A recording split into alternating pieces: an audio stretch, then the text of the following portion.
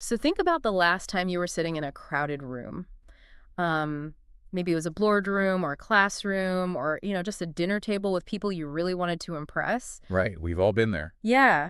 And a topic comes up, and suddenly this brilliant, completely unconventional thought flashes into your mind, Oh, yeah. and you open your mouth to say it, but then you just freeze. You hesitate. Exactly. You look around, you kind of calculate the room, you swallow your words, and you stay quiet. Because that moment of hesitation, it's this universal human experience.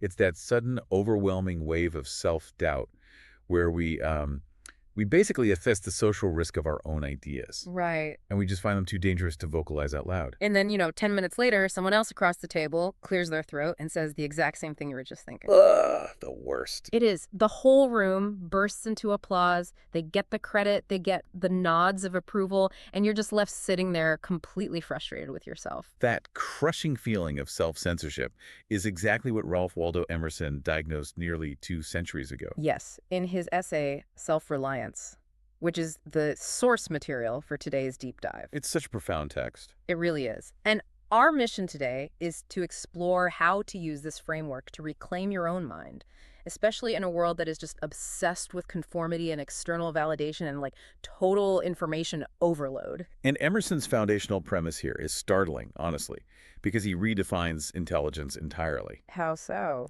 Well, he argues that true genius isn't about having the highest IQ in the room or, the most elite education. Right, it's simpler than that. Exactly. He says true genius is simply the act of believing that your own internal thought is true for all people. Which is huge. It is. He's urging us to stop dismissing our own ideas just because they belong to us. Early in the essay, he drops this line that just sets the philosophical stakes for the whole thing. Oh, I know the one. Yeah, he says, envy is ignorance and imitation is suicide. Imitation is suicide.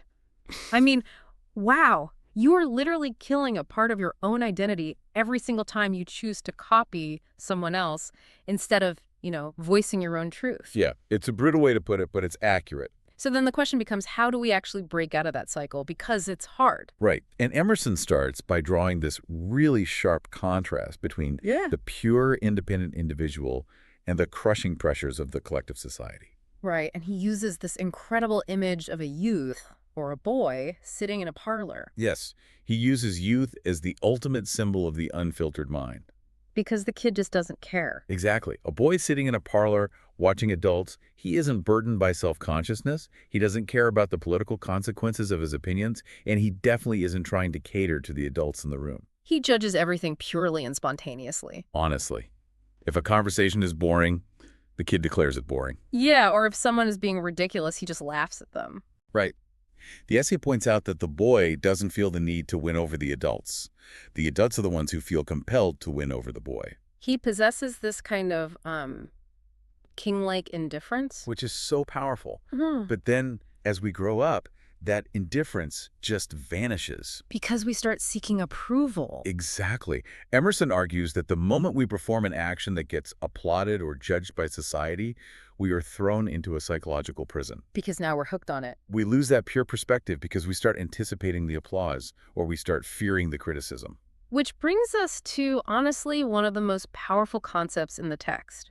Emerson describes society as a joint stock company. The joint stock company metaphor, yeah, it's brilliant. And the members of this metaphorical company agree to surrender the liberty and the culture of the individual just to ensure everyone gets their daily bread. Right, conformity becomes the ultimate virtue of this company. And its ultimate enemy is self-reliance. It demands that we care more about names and customs and maintaining the status quo than we care about actual reality.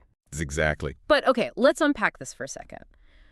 Because I hear joint stock company, and I immediately think of corporate survival. Sure, yeah. We are all shareholders because, well, we have to eat. The kid in the parlor doesn't pay rent. Sure. But adults have mortgages, they have to navigate office politics, they have families to support. So if society is a joint stock company, aren't we all forced to be shareholders just to survive? Doesn't the boy in the parlor just sound incredibly naive, like, won't this get you evicted? That's a really common pushback. But Emerson isn't advocating for financial recklessness or, childish rebellion just for the fun of it. Okay, so what is he saying? The joint stock company metaphor is a critique of our psychological surrender. He's warning us that the collective will always prioritize stability over individual truth. Okay. If you blindly conform to the company rules, you basically trade your internal vitality for social comfort. I see. So to truly be an individual, you don't have to stop paying your bills, but you do have to refuse to let the collective dictate your perception of reality. You have to maintain the integrity of your own mind, even while operating within the system. Precisely. But once you decide not to surrender psychologically to that corporate board of society, the board fights back. Oh, absolutely. They do not like that. No, they don't. And the primary weapon it uses to force you back into line is guilt. Yes. It weaponizes societal expectations of goodness.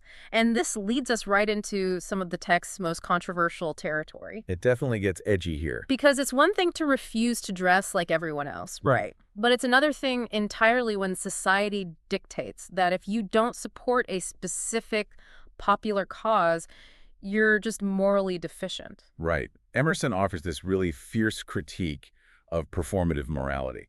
The penance of good deeds. Yes. He argues that people frequently perform good deeds not out of a genuine, overflowing sense of love, but as an apology or a penance for their daily lives. It's like paying a fine for not marching in a parade. Exactly. They view charity as a fine they have to pay to the collective for the privilege of pursuing their own ambitions. Which is so relatable. You live your life, you feel a tinge of guilt about your privilege or your success, so you toss some money at a highly visible cause just to wipe the slate clean. To get the collective off your back. Right. And he gives this highly specific and really provocative example here. He does. He says, if a fanatic comes to him demanding money for the abolitionist cause in Barbados, he might tell them to go home and love their own child or pay their own workers properly. Yeah, he accuses people of using distant popular causes to mask their own cold ambition.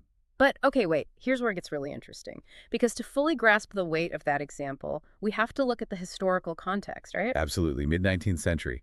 The abolition of slavery in places like Barbados was this massive, polarizing, but also increasingly trendy moral cause among New England intellectuals of his time. So by targeting that specific movement, Emerson is deliberately choosing the most unimpeachable moral crusade of his era to make this deeply uncomfortable psychological point.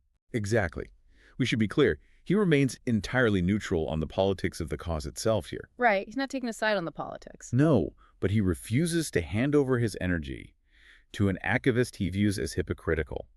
He refuses to participate in activism that's totally disconnected from a person's immediate, tangible responsibilities. But, I mean, that line where he asks, are they my poor? It borders on sociopathic if you read it out of context. It really does. Like, giving a dime to a beggar is literally framed as a failure of character in the essay. Is the author actually telling you to be completely selfish? Well, he is advocating for authenticity, which, yeah, often looks like selfishness to a society that demands performative empathy. Wow, performative empathy, that hits hard today. Right. But he's saying true goodness requires a backbone. He explicitly states that for a true friend or soul he's genuinely connected to, he would willingly go to prison. So the empathy is there. It is profound. But he refuses to buy into this foolish philanthropy that's basically extorted by societal guilt. He even calls the money given under those circumstances wicked dollars. Wicked dollars. Yeah, he suggests that if love only produces whining and weak apologies, we might actually need a little hatred to balance it out. Meaning you need some edge, some resistance. Exactly. The goal is to ensure your actions are driven by your own internal compass, not by the pressure to appear virtuous to the joint stock company. Okay, so if we successfully abandon society's expectations of performative goodness, we encounter a brand new tyrant. We do.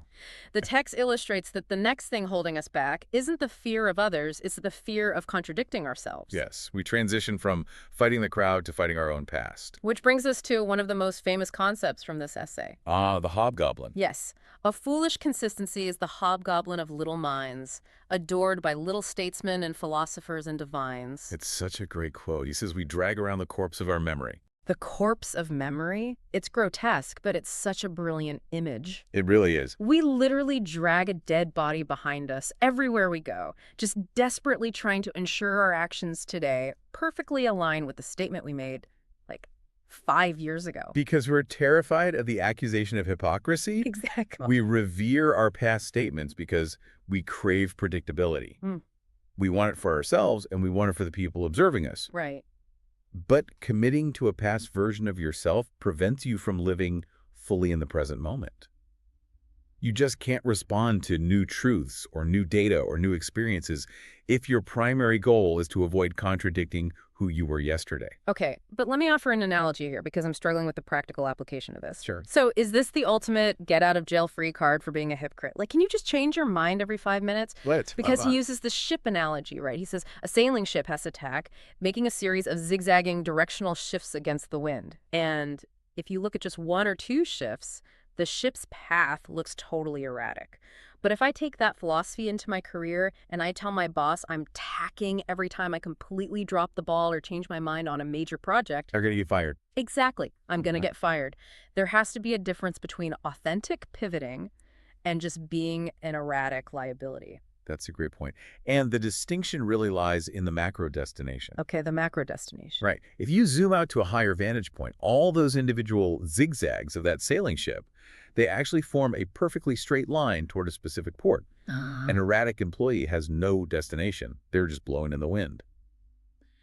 Emerson's argument is that if you act with absolute honesty and authenticity in the present moment, a natural, harmonious character emerges over time. So the zigzags are just necessary adjustments to the current reality. Exactly. Your overarching character is unified by this relentless commitment to your own truth, even if the micro-movements look totally contradictory to an outside observer. But the outside observers are the ones writing your performance reviews. The crowd is going to look at your zigzags, fail to see the straight line, and just call you crazy. And Emerson acknowledges that friction directly. He reminds us that being misunderstood is basically the historical price of greatness. Right. He lists all those figures. Yeah, Pythagoras, Socrates, Jesus, Copernicus, Galileo, Newton. Every single one of these revolutionary thinkers was deeply misunderstood and often persecuted by the society of their time. Because their tacking didn't align with the established map. Exactly. So if your actions and thoughts are constantly understood and praised by everyone around you, you're probably just conforming to the corpse of collective memory. Wow. Okay, so we've rejected the joint stock company, we've stopped performing our morality, and we've dropped the corpse of our own memory. We are sailing our ship based on present truth. We're doing it. But at this point, the text shifts its focus to this illusion of external salvation. Because when we stop relying on the crowd, the natural human instinct is to look for an escape hatch. We want a quick fix. Right. A new place, a new technology, something external that will finally fix our internal dissatisfaction. And Emerson just launches this devastating critique of travel. He calls it a foolish paradise. A foolish paradise. Yeah, we have this ingrained belief that geography can cure psychology. Oh, it's so true. People sail to Naples or Rome convinced that the sheer beauty of the ruins will cure their sadness. But it doesn't work. No, and he delivers this haunting line. He says, I pack my trunk, but my giant goes with me. Your giant. Your miserable, insecure, unhealed self follows you onto the boat, off the boat, and right into the Vatican. Yeah, you cannot outrun your own mind. You really can't. The giant represents the inescapable reality of your internal state. Travel simply provides a new backdrop for the exact same internal struggle. Right.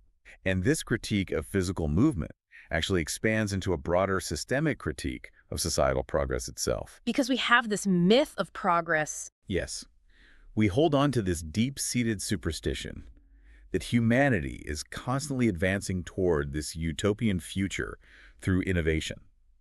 But Emerson argues society never actually advances. It merely changes. For every new technology we get, an old instinct is lost. Exactly. But wait, let's challenge this for a second, because the text points out that the civilized American has a beautiful watch in his pocket, but he's completely forgotten how to tell time by looking at the sun. Right. He relies on an almanac, so he doesn't observe the stars anymore.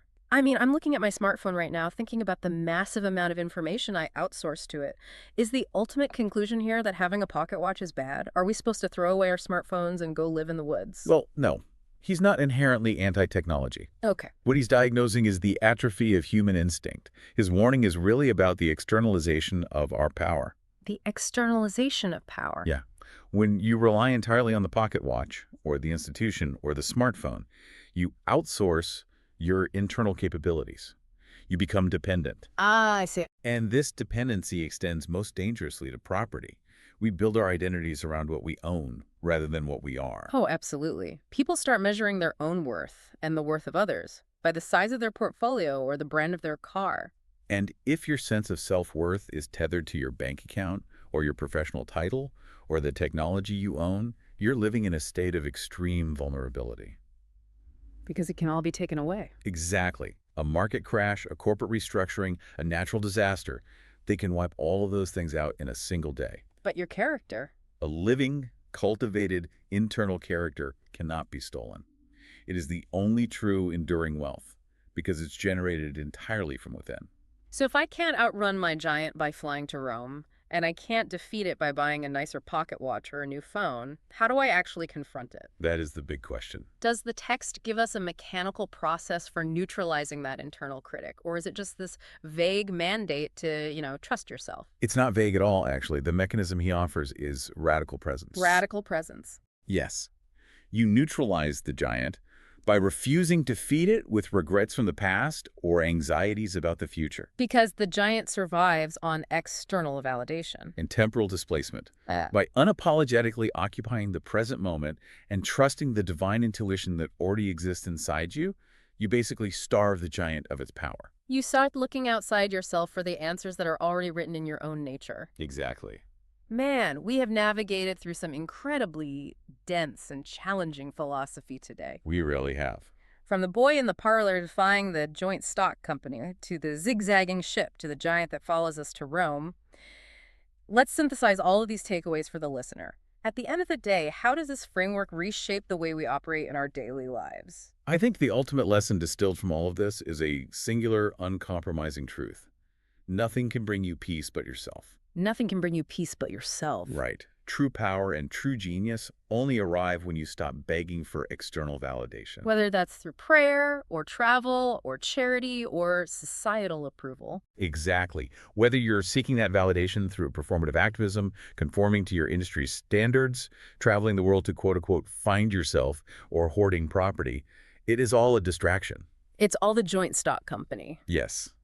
The text is a plea to recognize that the authority you are desperately searching for in the crowd is actually residing quietly within your own mind. And Emerson leaves us with one final, just beautifully grounded image that perfectly captures what this looks like in practice. The roses. The roses. He looks out his window and he observes the roses blooming under it. And he notes that these roses, they don't make reference to the older, perhaps larger roses that bloomed before them. They don't carry the corpse of memory. Exactly. They aren't worried about the winter that is coming, and they certainly don't wish they had been planted in Rome or Naples instead of his yard. They simply exist. They are entirely in the present moment, perfectly aligned with nature and their own specific existence. They don't delay, they don't look back. And they do not apologize for taking up space. They just are. Which leaves us with a final thought for you to mull over, something that builds on everything we've uncovered today. We spend almost our entire lives frantically trying to build a better future, or dragging around that corpse of memory trying to fix a broken past. It's exhausting. It is. We outsource our peace to the next vacation, the next promotion, or the next round of applause in that crowded meeting room. But if the roses outside your window can achieve absolute breathtaking perfection simply by unapologetically occupying the present moment, what would happen if you give yourself permission to do exactly the same today? Just exist. Next time you have that brilliant thought, will you swallow it for the joint stock company? Or will you finally trust your own genius?